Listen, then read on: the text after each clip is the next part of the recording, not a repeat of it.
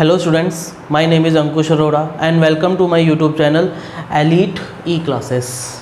आज बच्चों हम क्लास 12 के मैथ्स का सेकंड चैप्टर पढ़ेंगे जिसका नाम है इन्वर्स ट्रिग्नोमेट्री और इसकी हम एक्सरसाइज 2.1 करेंगे। और ये एक्सरसाइज जो है किस पे बेस्ड है, आपकी प्रिंसिपल वैल्यू के ऊपर बेस्ड है। मतलब जो भी आज हम क्वेश्चन करेंगे वो किस पे बेस्ड क्वेश्चंस करेंगे, प्रिंसिपल वैल्यू पे। अच्छा, सबसे पहली चीज़ है कि ये सब क्या है और कैसे करना है। प्रिंसिपल वैल्यू क्या होती है सर, इन्वर्स ट्रिग्नोमेट्री क्या होती है, सब कुछ मैं आपको धीरे धीरे करके बताऊंगा। सबसे पहले चीज़ जो है वो क्या है, इन्वर्स ट्रिग्नोमेट्री के लिए हमें हर इन्वर्स का, अच्छा इन्वर्स फंक्शन होते कौन कौन से हैं, एक होता है साइन इन्वर्स, एक होता है कॉस इन्वर्स, एक होता है टेन इन्वर्स, एक होता है कॉट इन्वर्स, एक होता है सेक इन्वर्स और एक होता है कौन सा, कॉसेक इन्वर्स। मतलब वही 6 ट्रिग्नोमेट्रिक फंक्शन थे और वही 6 क्या है हमारे इन्वर्स है। ठीक है, तो अब देखो इनकी हमें सबसे पहले प्रिंसिपल वैल्यू निकालने के लिए सबसे पहले मुझे इनकी रेंज पता होनी चाहिए। क्या पता होनी चाहिए, रेंज पता होनी चाहिए कि ये किस रेंज में अकर करता है। ठीक है, अब जैसे साइन इन्वर्स है तो इसकी रेंज क्या होती है, आप मान के चलो -π/2 से π/2 तक, -π/2 से π/2 तक। मतलब -π/2 और ये वाला पॉजिटिव π/2 ये दोनों क्या है, इंक्लूडेड है।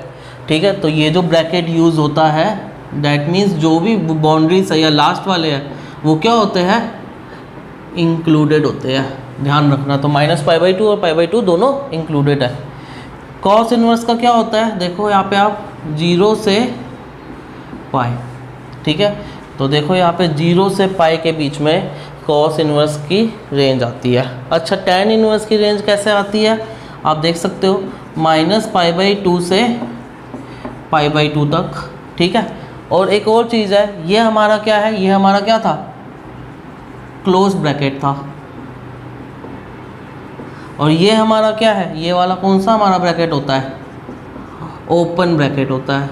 ओपन ब्रैकेट होता है मतलब जो भी लास्ट वाली वैल्यूज़ होती है -π/2 और π/2, ठीक है, ये दोनों क्या होती है, एक्सक्लूडेड होती है। मतलब इनको हम लोग नहीं लेते, इनके बीच का लेते हैं।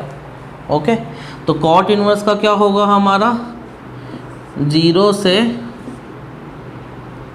π/2 तक, 0 से π/2 तक, सॉरी 0 से π तक, सॉरी 0 से π तक, पर 0 और π दोनों क्या है, एक्सक्लूडेड है। ये हमारे इसमें इंक्लूड नहीं होते, 0 भी और π भी दोनों इंक्लूड नहीं होते।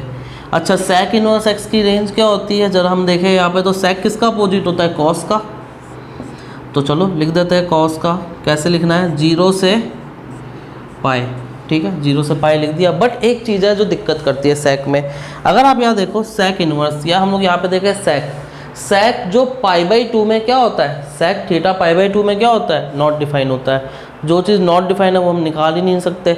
मतलब इसको π/2 जो है वो 0 से π के बीच में आता है, बट वो क्या है, नॉट डिफाइन है, तो उसको हम लोग क्या कर देते हैं, एक्सक्लूडेड कर देते हैं। तो π/2 को आप क्या कर दो, एक्सक्लूडेड कर दो। क्लियर बच्चों, समझ आया सेक इन्वर्स में π/2 एक्सक्लूड क्यों किया। चलो, कॉसेक जो इन्वर्स होता है वो किसका अपोजिट होता है, साइन का। तो पहले तो ये लिख दो -π/2 से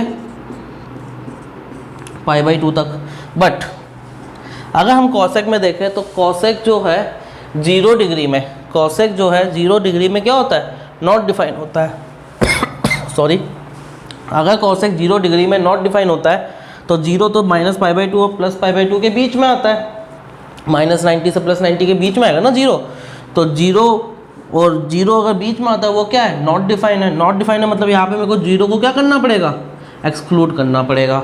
तो बच्चों ये देखो, ये आपका क्या है, सारे की सारी रेंज है। आपको पता होना चाहिए क्लोज ब्रैकेट क्या होता है, ओपन ब्रैकेट क्या होता है। मैं आपको बताया, ओपन ब्रैकेट वो होता है जिसमें ये वाली वैल्यूज़ एक्सक्लूडेड होती है, ठीक है, और क्लोज ब्रैकेट वो होता है जिसमें ये दोनों वैल्यूज़ क्या होती है, इंक्लूडेड होती है। मतलब हमें इनको भी लेकर चलना है। ठीक है, अब देखो यहाँ पे कुछ चीज़ें जो हमें ध्यान रखनी पड़ेगी। ठीक है, ट्रिग्नोमेट्रिक फंक्शंस की ही चीज़ें हमें ध्यान रखनी पड़ेगी। ठीक है, जो कि हमने 11th में पढ़ी थी, ना कि 12th में। ठीक है। तो 11th में हमने नॉर्मल ट्रिग्नोमेट्री पढ़ी थी, उसको हम लोग देखते हैं। अब देखो उसके लिए सबसे पहले काम करते हैं, आप यहाँ पे ये देख लो 0 डिग्री, π/6, π/4, π/3, π/2। π/6 कितना होता है 30 डिग्री, आपने 11th क्लास में पढ़ा था। π/4 45 डिग्री, π/3 60 डिग्री और π/2 90 डिग्री। और ये सारी उसकी क्या है वैल्यूज है जो आप 11th क्लास में पढ़ चुके हो, ठीक है। अब देखो हमें कैसे करना है और क्या करना है। अब देखो दो चीज़ें हैं इसमें। सबसे पहली चीज़, अगर मैं यहाँ पे लिखूँ सर कल को माइनस साइन थीटा आ गया तो मैं उसको कैसे लिख सकता हूँ, या सर कल को माइनस कॉस थीटा आ गया तो मैं कैसे लिख सकता हूँ, सर कल को माइनस टेन थीटा आ गया तो मैं कैसे लिख सकता हूँ, सर कल को माइनस कॉट थीटा आ गया तो कैसे लिख सकता हूँ, कल को माइनस सेक थीटा आ जाए या फिर कॉसेक थीटा आ जाए। अगर सबके बाद पहले माइनस लगा हुआ है तो हमें कैसे करना है, ये मेन चीज़ है जो प्रिंसिपल वैल्यू में आपके काम आएगी। तो sine cos tan cot sec theta इन सब के अगर आगे माइनस लग जाए तो हमें इसको कैसे या कैसे हम उसको रेंज में लेकर आएंगे। अब देखो साइन में अगर माइनस लग जाए तो साइन की वैल्यू रेंज जो है वो माइनस और पॉजिटिव दोनों होती है। पॉजिटिव है तो पॉजिटिव लिख देना, अगर नेगेटिव है तो ये नेगेटिव भी चल जाएगा। तो मैं इसको क्या लिख सकता हूँ साइन माइनस थीटा, ठीक है। तो साइन माइनस थीटा क्या होता है माइनस साइन थीटा, ठीक है, क्योंकि इसकी रेंज -π/2 से π/2 तक है, नेगेटिव भी चलेगी पॉजिटिव भी चलेगी। अच्छा कॉस इन्वर्स की बात करते हैं। सर कॉस में तो माइनस होता ही नहीं है क्योंकि इसकी रेंज क्या है 0 से लेकर पाई तक है, मतलब 0 से पाई के बीच में होना चाहिए, बीच में होना चाहिए। तो मैं इसको कैसे लिख सकता हूँ कॉस पाई माइनस थीटा। अच्छा माइनस थीटा क्यों किया, क्योंकि अगर मान लो सपोज थीटा की वैल्यू 60 डिग्री है और पाए हमारा कितना होता है 180 डिग्री, 180 में से 60 माइनस किया तो कितना होता है 120। क्या 120 0 से 180 के बीच में होगा ना, तो जब भी 0 से पाई के बीच में करना है डैट मीन्स हमें हमेशा माइनस करना पड़ेगा जिससे 180 से कम या पाई से कम वैल्यू आए। ओके चलो 10 की बात करते हैं। 10 में भी क्या है नेगेटिव और पॉजिटिव रेंज क्या है, नेगेटिव भी हो सकती है और पॉजिटिव भी हो सकती है इनके बीच में, ठीक है। तो अगर नेगेटिव भी हो सकती है तो उसको नेगेटिव ही रहने दो। तो मैं इसको कैसे लिख सकता हूँ tan माइनस थीटा। ओके बच्चों। अच्छा कॉट थीटा की बात करते हैं, फिर वही बात है नेगेटिव रेंज या नेगेटिव वैल्यू नहीं आ सकती, तो इसको भी कैसे लिखना पड़ेगा cos pi minus theta. Same उसलिए पाई माइनस थीटा किया क्योंकि इसके बीच में आ जाए। चलो सेक इन्वर्स की बात करते हैं। तो सेक इन्वर्स में भी देखो नेगेटिव रेंज नहीं आती, कहाँ आती है सिर्फ पॉजिटिव वैल्यू आती है, पॉजिटिव आती है तो कैसे लिखना पड़ेगा सेक को भी सेक पाई माइनस थीटा। और कॉसेक इन्वर्स जो है इसकी जो वैल्यू होती है वो नेगेटिव भी हो सकती है और पॉजिटिव भी हो सकती है। अगर नेगेटिव और पॉजिटिव दोनों है, नेगेटिव और पॉजिटिव दोनों हो सकती है, मीन्स मैं उसको कैसे लिख दूंगा कॉसेक माइनस थीटा, क्योंकि नेगेटिव आ सकती है तो माइनस थीटा, और पॉजिटिव में तो सारे पॉजिटिव ही होते हैं तो उसकी कोई टेंशन वाली बात नहीं है। सिर्फ कहाँ दिक्कत आती है जब वैल्यूज़ किस में आ जाए नेगेटिव में आ जाए। तो हमें क्या करना है ये नेगेटिव साइन हटाने के लिए हमें इस फॉर्म में कन्वर्ट करना पड़ेगा।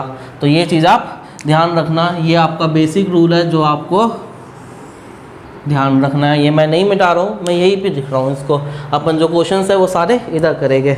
अच्छा किसी को अगर जानना हो सर ये वैल्यूज़ कैसे आई है या सर ये समझाओ ये वैल्यूज़ कैसे होती है तो प्लीज़ कमेंट बॉक्स में लिख देना, मैं अलग से वीडियो बना के आपको समझा दूँगा। ओके बच्चों, या कोई भी डाउट हो तो आप कमेंट बॉक्स में लिख सकते हो। चलो अब हम लोग प्रिंसिपल वैल्यू की मैक्सिमम चीज़ें पढ़ चुके हैं, ठीक है, मतलब मैंने 80% पढ़ा दिया। अब इसको किस तरीके से करना है एक क्वेश्चन करवाऊंगा, बाकी सारे आपसे खुद से होने लग जाएंगे। तो धीरे धीरे हम लोग क्वेश्चंस की तरफ चलते हैं। चलो पहले तो फर्स्ट क्वेश्चन जो है आपका एक्सरसाइज 2.1 का वो ये कह रहा है साइन इनवर्स ऑफ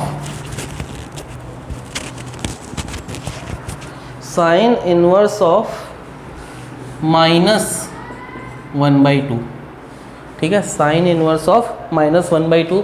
और आपको निकालना क्या है फाइंड प्रिंसिपल वैल्यू, ये आपको क्या करनी है फाइंड करनी है। तो एक एक क्वेश्चन करके करते हैं। पहला क्या है साइन इनवर्स -1/2। चलो देखो कैसे करना है ये क्वेश्चन। सबसे पहला काम जो करना है वो क्या करना है लेट y = साइन इनवर्स 1/2। ठीक है। तो मैं sine y is equal to क्या लिख सकता हूँ, ये आपको लेट मान लेना है। चलो इसी के आगे सॉल्व करते हैं। साइन इनवर्स इधर जाके क्या हो जाएगा, sine y is equal to क्या आ जाएगा, -1/2। तो sine y is equal to, अच्छा साइन 1/2 कब होता है, देखो साइन थीटा 1/2 कब होता है, जब वैल्यू क्या हो π/6। तो मैं इसको ऐसे लिख सकता हूँ माइनस साइन π/6। बट जैसे कि मैंने बताया ये नेगेटिव यहाँ पे नहीं लगता, अगर यहाँ आगे नेगेटिव आ जाए तो हमें उन सबको किस में चेंज करना पड़ेगा, इस फॉर्म में चेंज करना पड़ेगा। अच्छा अगर माइनस साइन थीटा आ जाए तो मैं उसको कैसे लिख सकता हूँ, साइन माइनस थीटा। चलो लिख लेते हैं, क्या मैं इसको ऐसे लिख सकता हूँ, साइन माइनस थीटा। देखो ये साइन थीटा था, ऐसे था, माइनस साइन थीटा था, तो इसको मैंने कैसे लिख दिया, साइन माइनस थीटा। ये माइनस को मैं अंदर ले गया, अभी आपको समझाया था मैंने। ये क्या है हमारा, साइन वाई। अच्छा साइन से साइन हटा तो क्या आ गया, y इज इक्वल टू, या हम लोग कह सकते हैं एक चीज़ है जो आगे मैं आपको रूल बताऊंगा कि sine inverse of sine x is equal to क्या होता है, x होता है। ठीक है, तो ये चीज़ है, अभी छोड़ो, आप ऐसे देख लेना, साइन से साइन हट गया तो क्या बचा, क्लियर बच्चों। तो हमने जो है फ्रॉम फर्स्ट y को क्या लेट किया था, साइन इनवर्स लेट किया था, साइन इनवर्स -1/2 लेट किया था, जो कि क्या है -π/6। तो सबसे पहले चीज़ देखनी है, क्या साइन इनवर्स की रेंज में -π/6 आ रहा है। तो साइन इनवर्स की जो रेंज होती है वो क्या होती है, -π/2 से π/2 तक। ठीक है, एंड -π/6 किसके बीच में, in between the range of sine inverse. Therefore principal value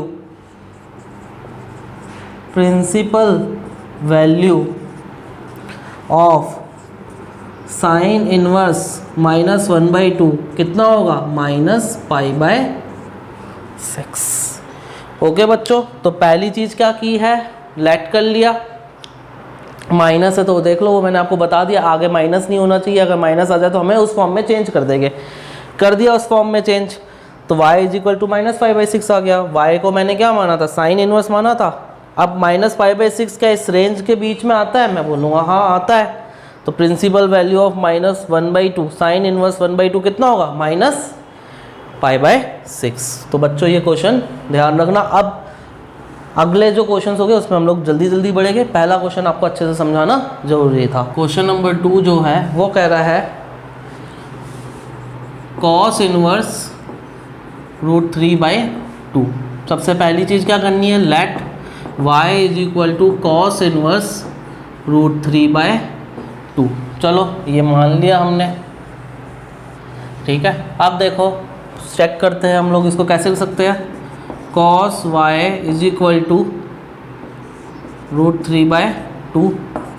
तो cos y is equal to क्या हो सकता है, √3/2 कौन से में होता है, cos π/6 में हम लोग क्या कहते हैं, √3/2 कहते हैं। ये देखो ये रहा, तो इसको मैं कैसे लिख सकता हूँ, cos π/6। पॉजिटिव है तो भैया पॉजिटिव ही रहने देना है, ठीक है। तो देखो अब y इज इक्वल टू, यहाँ पॉजिटिव है तो पॉजिटिव ही रहेगा, नेगेटिव है तो हमें चेंज करना होता है, बस ये ध्यान रखना, अगर यहाँ प्लस माइनस हो तो देखो ये कितना हो गया, y इज इक्वल टू π/6, ठीक है। अब देखो क्या ये π/6 जो है 0 से पाई के बीच में लाई करता है, मैं बोलूँगा यस करता है। डैट मीन्स तो प्रिंसिपल y को मैं क्या मान सकता हूँ, cos इनवर्स √3/2 की प्रिंसिपल वैल्यू कितनी होगी, π/6। ये आपका क्या है, आंसर है। तो ये क्वेश्चन आप ध्यान रखना, इस टाइप से हमें करना है। चलो क्वेश्चन नंबर 3 की तरफ चलते हैं, ध्यान रखना ये चीज़। तो क्वेश्चन नंबर 3 जो है वो कह रहा है कॉसेक इनवर्स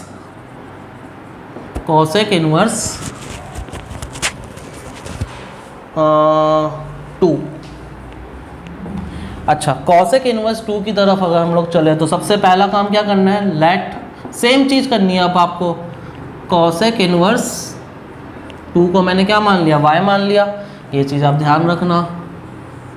तो cosec Y is equal to कितना हो जाएगा 2, पॉजिटिव है।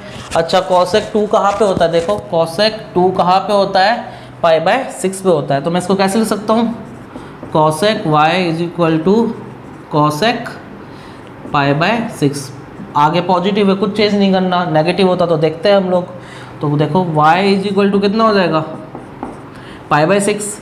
क्या π/6 इसके अंदर आता है, कॉसेक का क्या होता है आपकी रेंज,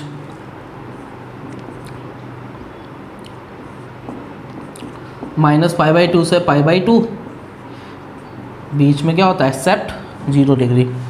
तो π/6 इसके अंदर आता है, डैट मीन्स हमारी प्रिंसिपल वैल्यू सही निकली है। तो हम लिख सकते हैं y की जगह क्या, cosec inverse 2 is equal to क्या बोलूँगा π/6। ओके बच्चों, आई गेस आपको क्वेश्चन नंबर 3 भी समझ आ गया होगा। चलो आगे बढ़ते हैं क्वेश्चन नंबर 4 की तरफ।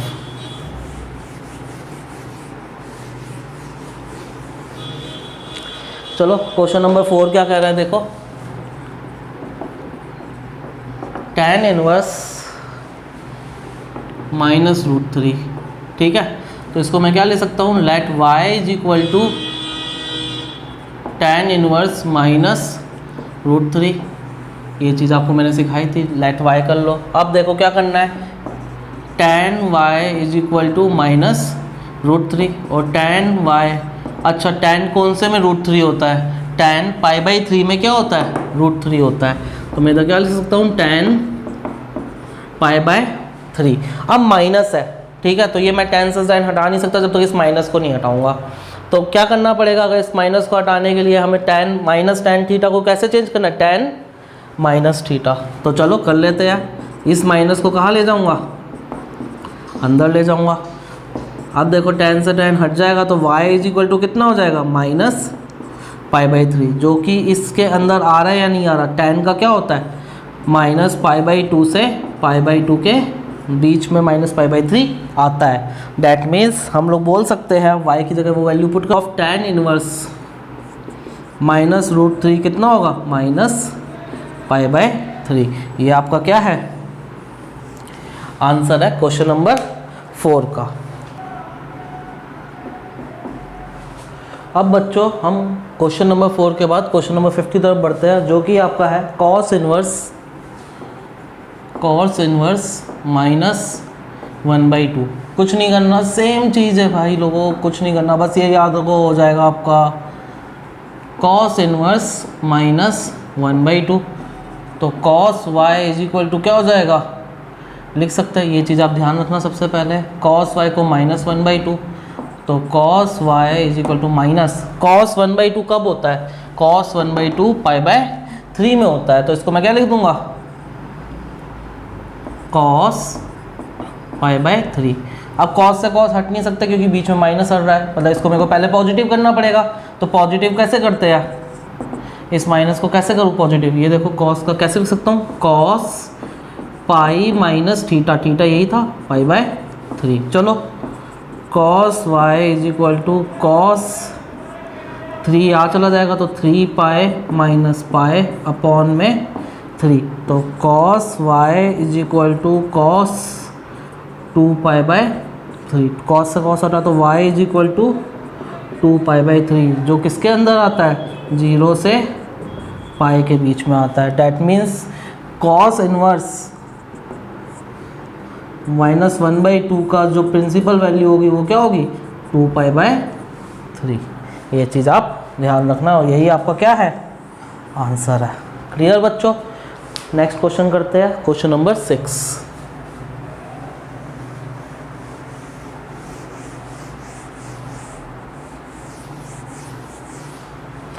तो बच्चों क्वेश्चन नंबर 6 जो है वो है आपका tan इनवर्स -1, ठीक है, tan इनवर्स -1। चलो कर लेते हैं, let y is equal to tan inverse of -1, इसको ध्यान रखना है। तो tan y is equal to -1, tan y is equal to -1 कब होता है, tan 45 में, मतलब π/4 में। ये देखो tan 1 कब होता है, π/4 में। तो बीच में माइनस है, टेन से टेन नहीं हट सकता, मतलब इसको मेरे को किस में चेंज करना पड़ेगा, पॉजिटिव में चेंज करना पड़ेगा। तो tan minus tan theta is equal to क्या होता है, टेन माइनस थीटा, मतलब इस माइनस को कहाँ ले जाऊँ, अंदर की तरफ। तो चलो टेन से टेन हटा तो y इज इक्वल टू कितना आ गया, माइनस पाई बाई फोर, जो कि किसके अंदर आता है, माइनस पाई बाई टू से पाई बाई टू के बीच में आता है, मतलब ये रेंज, ये वैल्यू इस रेंज के अंदर आती है, उसी को ही हम प्रिंसिपल वैल्यू कहते हैं। तो y को हम क्या कह सकते हैं, tan inverse of minus one is equal to क्या होगा, माइनस पाई बाय फोर। ये चीज़ आपको बच्चों ध्यान रखनी है। तो ये है आपका क्वेश्चन नंबर 6। अब हम चलते हैं क्वेश्चन नंबर 7 की तरफ।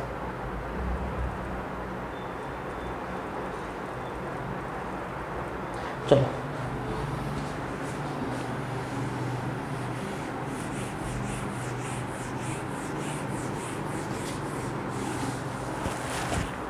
क्वेश्चन नंबर 7 कह रहा है आपका sec inverse 2 by root three, sec inverse 2 by root three, ये क्या है आपका क्वेश्चन नंबर 7 कह रहा है। चलो कुछ नहीं करना, वही let y is equal to sec inverse 2 by root three, let कर लिया, सेक को उधर ले जाता हूँ तो क्या हो जाएगा, sec y is equal to 2 upon root three, sec y positive है कोई दिक्कत नहीं, आप 2 बाई रूट थ्री देखो किस में होता है, सेक पाई बाई 6 में क्या होता है, 2 बाई रूट थ्री होता है, सेक किस में होता है, पाई बाय 6 में। कुछ नहीं, सेक से सेक हटा, y इज इक्वल टू कितना हो जाएगा, पाई बाय 6। तो सेक की वैल्यू कितनी होती है, 0 से लेकर पाए, उसमें से क्या माइनस कर लो, पाई बाय 2 हटा दो, ठीक है। तो ये इसके अंदर आ रहा है, डैट मीन्स अगर मैं बोलूँ कि क्या कहते हैं, y को क्या लिख सकते हैं, sec inverse 2 by root three की जो प्रिंसिपल वैल्यू होगी वो क्या होगी, पाई बाय 6 होगी, क्योंकि वो इस रेंज के अंदर आ रहा है। तो जो भी उस रेंज के अंदर आए उसको क्या कहते हैं, जो भी वैल्यू उस रेंज के अंदर आए उसको क्या कहते हैं, प्रिंसिपल वैल्यू कहते हैं, ठीक है। क्वेश्चन नंबर 7 के बाद अब क्वेश्चन नंबर 8 करते हैं। चलो क्वेश्चन नंबर 8 क्या है वो देखो आप। क्वेश्चन नंबर 8 कह रहा है आपको कॉट इनवर्स रूट थ्री। चलो करते हैं इसको solve. Let y is equal to cot inverse root three, ठीक है।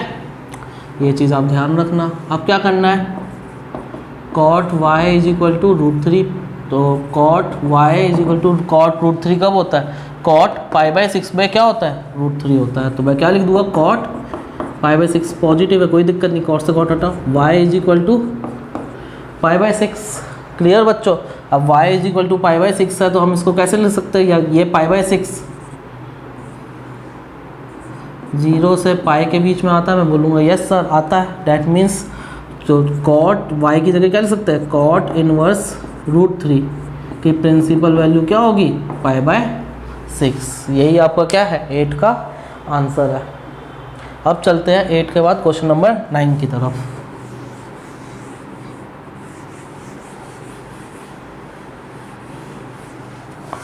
तो बच्चों क्वेश्चन नंबर 9 आपका कह रहा है कॉस इनवर्स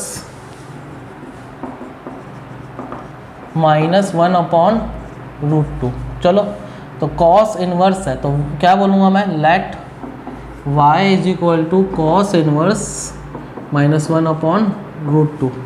तो ये चीज़ आपको ध्यान रखनी है, बाद में ये वैल्यू पुट कर देंगे। तो cos y is equal to क्या हो जाएगा, -1 अपॉन रूट टू। हमें पता है 1 अपॉन रूट टू किस में होता है, 45 डिग्री में होता है या पाई बाई 4 में होता है।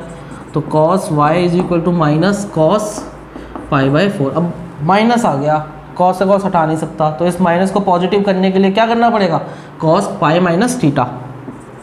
तो cos y is equal to क्या हो जाएगा, cos pi minus pi by 4। तो cos y is equal to cos कितना हो गया, पाई इधर चला जाएगा तो 4 पाई, 4 इधर चला जाएगा 4 पाई माइनस पाई अपॉन में 4। तो cos y is equal to cos 3 pi by 4। और कॉस की रेंज कहाँ से कहाँ तक होती है, 0 से पाई तक होती है, और ये वैल्यू उसके अंदर आ रही है। डैट मीन्स मैं क्या लिख सकता हूँ, इसको हम लोग कर सकते हैं कैसे, y is equal to 3 pi by 4 ये इसके अंदर आ रही है। तो मैं लिख सकता हूँ y की जगह क्या, cos inverse -1 upon √2 is equal to 3π/4 और यही इसकी क्या होगी, प्रिंसिपल वैल्यू होगी। क्वेश्चन नंबर 9 के बाद इसी क्वेश्चन नंबर 10 करते हैं प्रिंसिपल वैल्यू बेस्ड पे। तो क्वेश्चन नंबर 10 आपका कह रहा है कॉसेक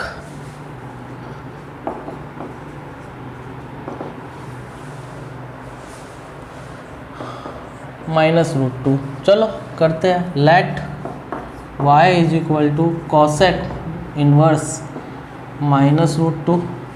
चलो अब इसको ध्यान रखना, अब इसी के आगे सॉल्व करते हैं। Cosec y is equal to -√2 तो क्या होगा, कॉसेक,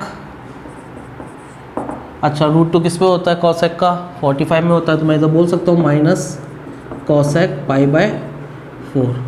एक चीज़ ध्यान रखना, माइनस अगर है तो कॉसेक से कॉसेक हट नहीं सकता, मतलब इसको मेरे को पहले पॉजिटिव में चेंज करना पड़ेगा। कैसे होगा, आगे प्लस लगाने के लिए क्या करो, इस माइनस को अंदर ले जाओ, तो कॉसेक क्या हो जाएगा, -π/4 हो जाएगा और यहाँ पे क्या रहेगा, कॉसेक y। तो y इज इक्वल टू कितना हो गया, -π/4 जो कि किसके अंदर आता है, -π/2 से π/2 तक सेट 0। यही इसकी क्या होती है, कॉसेक की रेंज होती है। ठीक है, तो ये देखो ये इसके अंदर मैं बोलूँगा यस सर, तो डैट मीन्स मैंने सही प्रिंसिपल वैल्यू निकाल लिया। तो y की जगह पुट कर देते हैं, तो कॉसेक इनवर्स -√2 कितना हो जाएगा, -π/4। यही आपका क्या है, इसका आंसर है। तो बच्चों देखो क्वेश्चन नंबर 10 तक हमने कर दिया है। अब हम नेक्स्ट क्वेश्चन की तरफ बढ़ते हैं। तो बच्चों अब क्वेश्चन नंबर 11 की तरफ चलते हैं और वो कह रहा है find the values of following, find the values, हमें क्या निकालनी है, वैल्यूज़ निकालनी है। ठीक है, फाइंड द वैल्यूज़। अब चलो देखते हैं क्वेश्चन नंबर 11 क्या कह रहा है। अगर यहाँ पे देखें तो tan inverse 1 plus cos inverse -1/2 plus sine inverse भी क्या है, -1/2 है। ठीक है, तो बच्चों चलो tan inverse 1 cos inverse -1/2 plus sine inverse -1/2 ये वैल्यूज़ है कुछ जो हमें देखनी है। चलो करते हैं, पहले इनकी वैल्यू लिख लो। 1 कब होता है, tan 1 कब होता है, π/4 में, तो मैं यहाँ पे क्या लिख दूँगा हूँ, tan π/4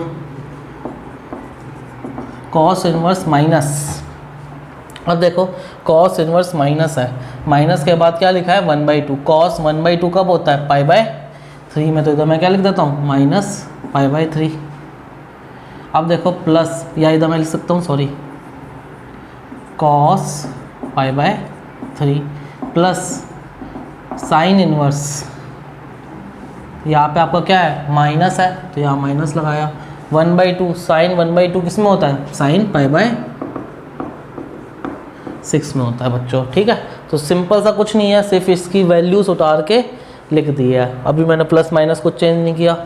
चलो अब देखो tan inverse of tan π/4 plus, अब देखो cos इनवर्स ऑफ cos होना चाहिए, माइनस cos थोड़ी ना होता है, मतलब मेरे को यहाँ से माइनस हटाना पड़ेगा, और यहाँ से माइनस हटाने के लिए क्या करते हैं, cos पाई माइनस थीटा। तो मैं इसको कैसे लिख सकता हूँ, cos पाई माइनस π/3।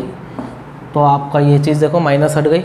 अब देखो साइन, इधर भी क्या है, माइनस है, माइनस साइन हटाने के लिए हमें क्या करना पड़ेगा, साइन माइनस थीटा, मतलब इस माइनस को मैं कहाँ ले जाऊँगा, अंदर की तरफ, तो क्या हो जाएगा, साइन -π/6। सॉरी ये इन्वर्स है। तो tan inverse of tan theta is equal to theta.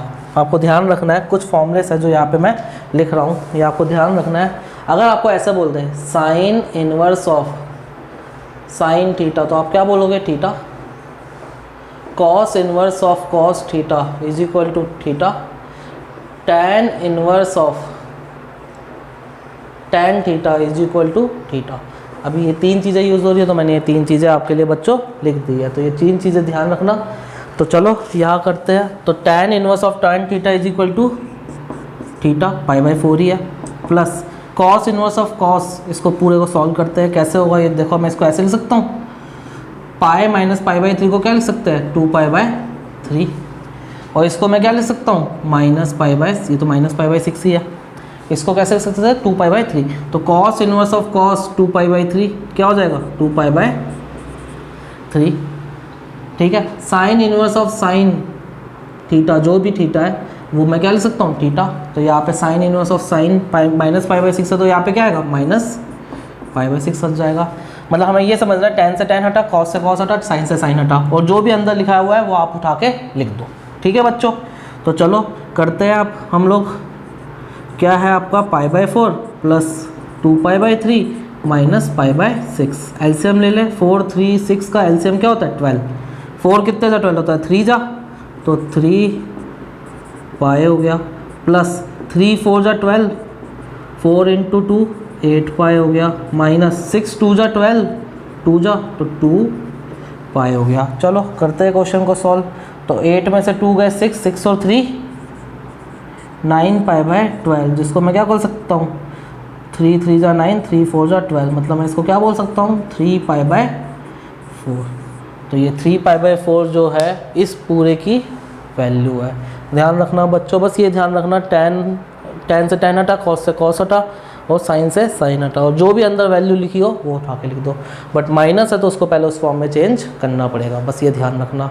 तो वो फॉर्म ही सब कुछ है प्रिंसिपल वैल्यू के लिए। ओके बच्चों, चलो अब करते हैं question number 12।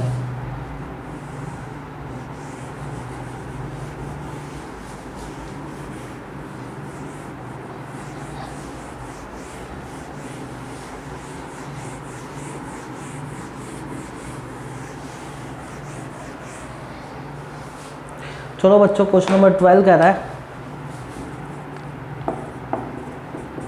Cos inverse of 1/2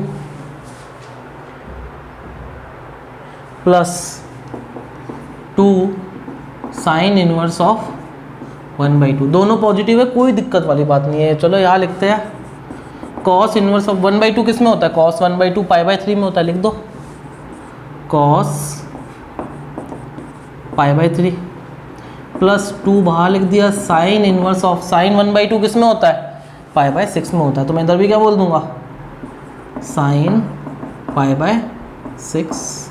चलो कॉस से कॉस हटा, कितना हो गया, π/3 प्लस 2 उठा के लिख दिया, साइन से साइन हटा, कितना हो बचा, π/6।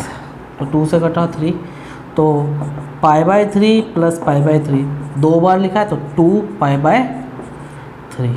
तो ये आपकी क्या है, क्वेश्चन नंबर 12 की वैल्यू है। ओके बच्चों, अब नेक्स्ट करते हैं क्वेश्चन नंबर 13। देख लो आप अच्छे से एक बार, क्लियर।